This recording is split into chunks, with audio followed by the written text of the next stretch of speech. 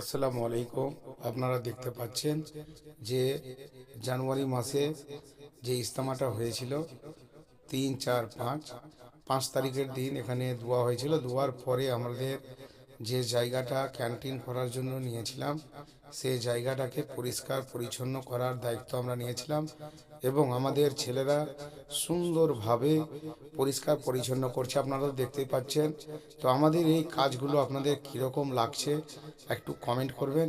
যদি ভালো লাগে অবশ্যই কমেন্ট করবেন এবং শেয়ার করবেন এবং আমাদের ছেলেদের জন্য একটু দোয়া করবেন, আগামীতে যেন আমরা আরও এগিয়ে যেতে পারি। তার জন্য আপনাদের কাছে আমাদের দোয়ার আবেদন থাকলো। আমাদের ছেলেরা যথেষ্ট সময় দিয়েছে, যথেষ্ট মানুষের সেবা করেছে, যথেষ্ট মেহমানদারি করেছে। সকলকে আমরা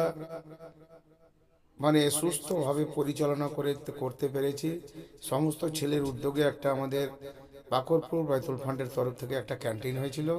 সেই ক্যান্টিনে আমরা মেহমানদারি করেছি, ভালোভাবে করেছি। ছেলেগুলো সঠিক সময়ে যা যা প্রয়োজন সঠিকভাবে কাজগুলো করেছে এবং আপনারা তো দেখতে পাচ্ছেন দুয়ার শেষ মেহফিলের দিন আমরা যে জায়গাটা নিয়েছিলাম সেই জায়গাটার কথা ছিল যে আমাদেরকে পরিষ্কার পরিচ্ছন্ন করতে হবে। তার জন্য আমরা পরিষ্কার পরিচ্ছন্ন করলাম।